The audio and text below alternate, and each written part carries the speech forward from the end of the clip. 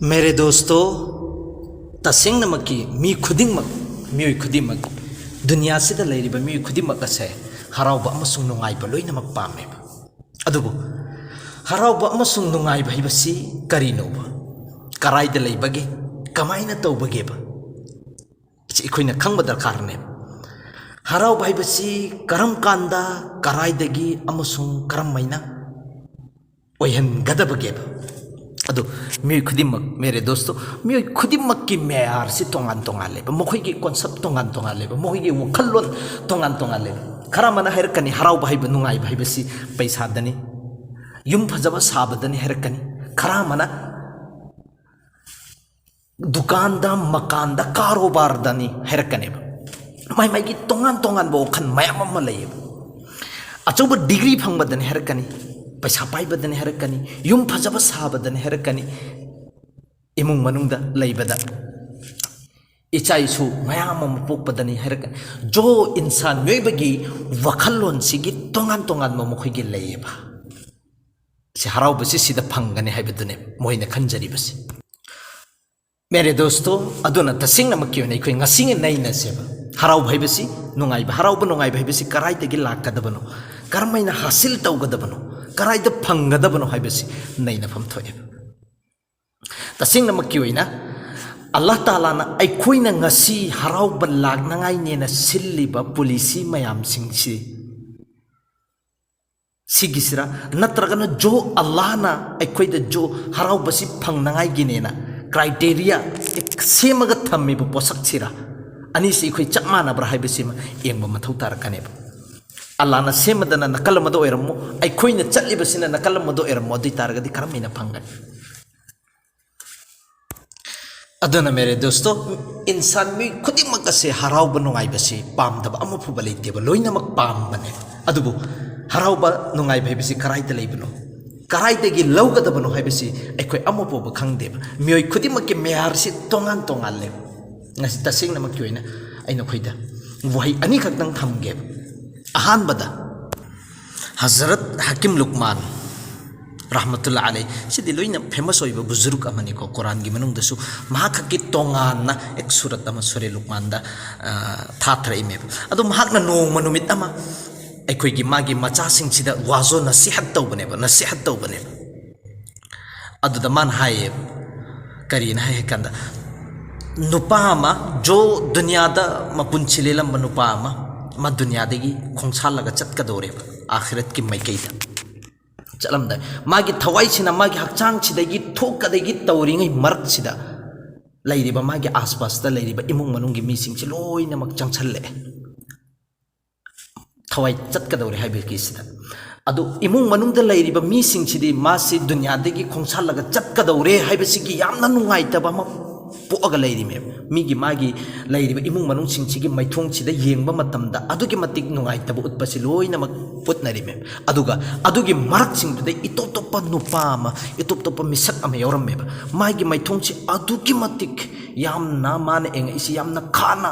यामना नुंगाइतना हुजिकी थवाई थागदोरिबा थवाई चटकदोरिबा नुपासिगी मैकेदा मुन्ना एंगबने असाइगी नुपासिना जो थवाई थागदोरिबासिना मंगोंदा हंगे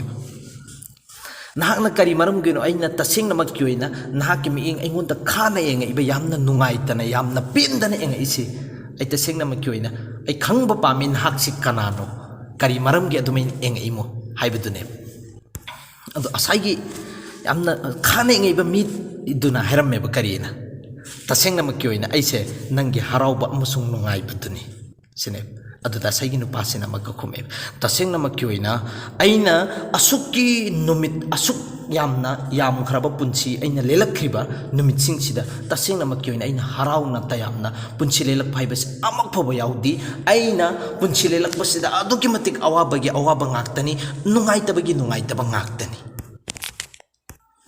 अदुगा ngasi sigадориба आइगी थवाइसि चटकदोरिबा नुमितसि सिदसु तसिंगनमक्की ओइना आइंगोंदा हराउबा मचेत अमबो याउदे नुंगाइबा मचेत अमबो याउदे यामना बेचिनीगी साता बेसुकुनीगी साता यामना नुंगाइतना दुखीगी साता अदु चटपा तारे ngasisu हाइबदुनेबा अदुदा असाइगी नुपा अमा यामना खाने इबा नुपादुना मक्का खोमेबा जिस दिन अल्लाह ताला ना नंग से सेम की बनुमित अदुगी नुमित अदुदा तसेंग नमक की होइना ऐसो अल्लाह ताला ना सेम्बी बनेबा अदुगा इंगोंदा अल्लाह ताला ना हुकुम तौखीबा करिगुम सिगी मिसक सिना अतोप मीसिंग सिदा हराउबा अमसुंग नुंगाहेनबसिबु एंथोअबा मीसिंग से हराउ हल्लबा नुंगाहेलबा दुई तारगदी मंगोंदसो हराउबा नुंगाहेनबसि अदुगी मतिक हेंगल हल्लो ऐंगोंदा अल्लाह ताला ना हुकुम तौरखिबनी जिस वक्त नहाकना सेम्बा नुमित्तुदा जिस वक्त ऐंगोंदा सेम्बा नुमित्तुदा करिगुम सिगी नुपासिना हजरत आदम दगिना कयामत फोबा लाकदोरिबा मियोई सिंगसिदा हराउबा अमसुंग नुंगाइबसि एंथोअबा अदुई तारगदी नंगसो हेंगलो अदुगी मतिक हेंगलो अदुगी मतिक वांगने हेंगलो हाइबसि अल्लाह ना इकोंदा हुकुम तौरपनेबा ऐसे अदुगी मतिक यामंबनेबा अदुगी मतिक यामना लेरिम नंगना जितने भी कयामत फोबा लाकदोरिबा मी सिंगसिदा नंगे हराउबा अमसुंग नुंगाइबदि एंथो अमबा मीसिंग से हराउहनबा अमसुंग नुंगाइहनबदु तौहल्लमबा अदुई तारगदी नंगना एलिमतिक ऐंगोंदा अवातपा अमफोबा लेइरोइबा नंहाकना अतोप्पा मीसिदा एलिमतिक ऐगी नंगे हराउबदुसु अदुगी मतिक हेंगलक्कदबनेबा अदुगी मतमदुदा असाइगी सीगदोरिबा नुपासिना यामना कीना नुंगाइतना हंगेबा तसेंग नमकी अइना सिरमदाय ओइरे अदु नहानदगी नंग कराइदा लेइरुबनो सिनेबा हंगिसि हैरमेबा करीना तसेंग नमकी अइदि अते अतोपदा अमफुबा लेते अइना लेरमिसिदि नहाकी मनुंगदनि यौरमिसि नहाकी थमोय मनुंगदनि यावरगा लेरमिबस अदुबु नंगना अइसिबु सिदगी नसादगी लौथुअगा लौथोकपा हाइबदु नहाकना तौखिद्रे नहाकती लैफा लैरिबा मफमदुदगी थीखिद्रे नहाकना थीरिसिदि अतोप पोसक सिंगसिदा ऐंगोंदा पैसा पाइरगदी पैसा सिदा हराउबा नुंगाइबा फंगनी हाइबदुमदा तुम चखरे ऐंगोंदा युम फजबा सारगदी युम फजबा सिदा हराउबा अमसुंग नुंगाइबदु फंगनी हाइबदुदा ऐगी कारोबार वंखटलगदी ऐगी दुकान छि यामना चौथोरअगदी नत्रगन अतोप ऐगी डिग्री अचौबा फंगगदी थबुक अचौबा तौरगदी ऐ हराउबा अमसुंग नुंगाइबा फंगनी नंग अतोप दुनियादा लैरिबा पोसक सिंगसिदा थीरगा लैखरेबा जहा ऐना लैरिबा मफमदुददी नंग कैदुंगनुंगदा थीरखिद्रे हाइबदु नहाकना थीबा याबा थीरुरेबा नहाकि लग्जरी ओइबा लाइफ तु अदुदा नहाकना पाम्बा पोसक नहाकना थीबा याबा पोसक सिंगदु लोइनमक थीरुरे तौगदबा थबुक याबा नुंगाइबा फंगने हाइबा थबुक लोइनमक तौरुरे अदुबु फंगदे अदुगी थबुक सिंगदुदि लोइनमक फंगगसु हराउबा अमसुंग नुंगाइबा हाइबदुदि फंगदेबा नंगोंदा कैदोंनुंगदा फंगखिद्रे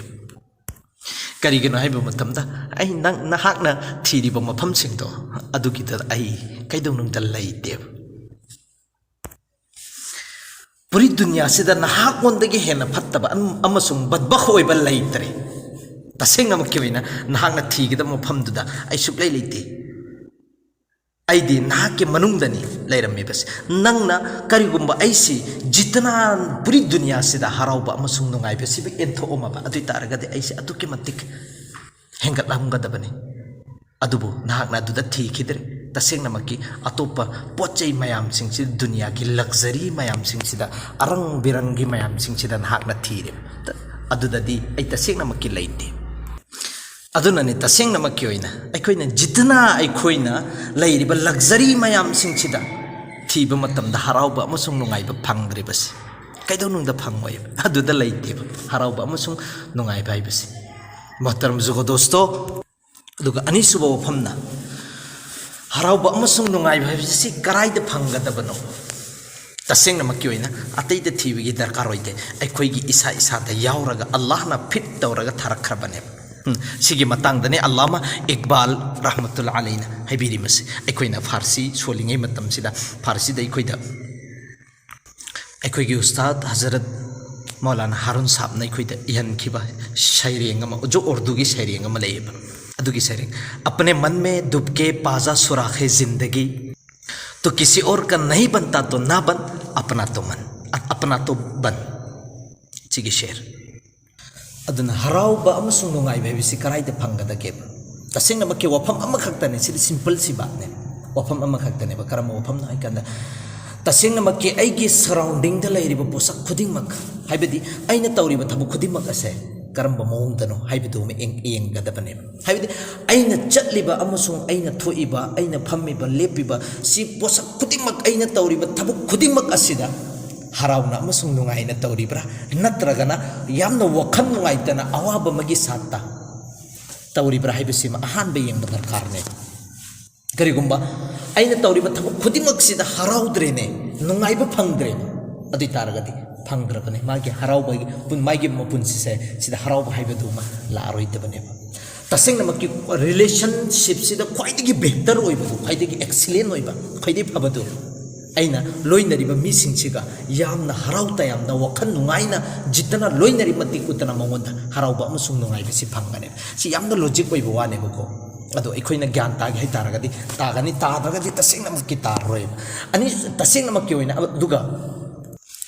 aigi zat aina tawriba thabuk ai isagi thabuk singcha ai isaga aigi wakhalon siga karamba relationship no leiri ba sai bam khangba darkar oiba aduga aiga Allah ga nagnaraba leinariba mari si karamba mari no haibe sema sisu aduga aigia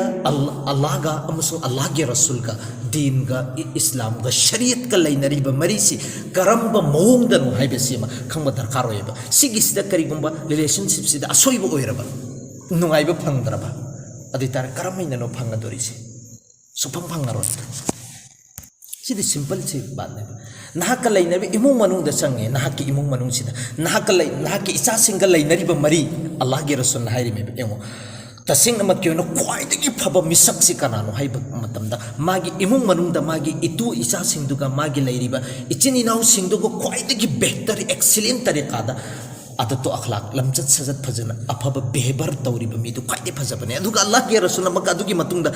nakhoi singdagi aina kwaidagi hena aigi imung manung singchida yamna phajana ningthi nungaina thotna nauna nungsi chana na lay nungsi chana na adato akhlaq lamjat sajat phajana tawi nakhoidagi hena tawi hari me adugi hadis me ama lay bane taseng na makyo ina aduna jitana nahaki lainariba maridu aduda jitana harau tayamna nungaina leiri matik utana nangonda so harau gani nungai gani jitana nahaki behavior nahaki leiri relationship sida mari sing sida jo nahakna nakhosh oiraba harau draba nungai ba phangra adu taragadi jitana phangdri matik jitana harau dri matik wari matik nungai tri matik utana nahak onda so nungai roiba wagane simasana tabane aduna tasengna makki khoi amaktang munna khanthaseba aikhoi kari maramgi nungaiba phangdrimo adum matam chupata ungaga leiribano wakhan nungai tadana punchi lelibano nungaiba sukun amasung shanti wali punchi si aikhoi de kari maramgi changaktribano phangdribano haibasi aigi aingonda malchu lai dawlatchu lai paisa chu lai doinamak leireba yum chapajaba sareba kari maramgi changaktribano ngaptang khanthaseba tasengna makki oina aigi isagi zat ka lainariba mari se si karamba mari no aigi imung manunga lainariba mari se karamba mari no tasengna makki amakhaktang munna khanthaseba jitna nahaki imung manunga jitna nahaki relative singsiga mari mata singsiga jitna nungsi chanana lairi matik utana nahak onda nungsiba nahak onda harauba amasung nungaiba phangane sima santa aduna harauba haibasi nungaiba haibasi karaitano Allah na aikhoi gi isa gi manung sida phip tawraga tham khrabane si aikhoi gi isa ta laiye aduna tasengna makyoina aikhoi din amasung islam shariat amasung Allah ga mari si karamba mong da laina bano haibasi bahut darkar ne ba aigi imung manung da lairi ba aigi imai pa sing siga aigi ichini naw sing siga aigi ichai su sing siga lainari ba mari si karino khanda ba si darkar ne adu loina mak thok kada bane adu da phangane harau ba amasung nungai bhaibisi karai da Allah na lo chal laga thammi bano aikhoi tasengna makki lauba heita bagine aduna aikhoi Allah da dua tausi tasengna makki oina adugum laba Allah agi ahkam amasung nabi gi punsi gi tariqa da aikhoi si punchi lelan beraga adugum laba harau ta yamba hariba shanti wali punsi do Allah taala na aikhoi loina makta bi nabi poisa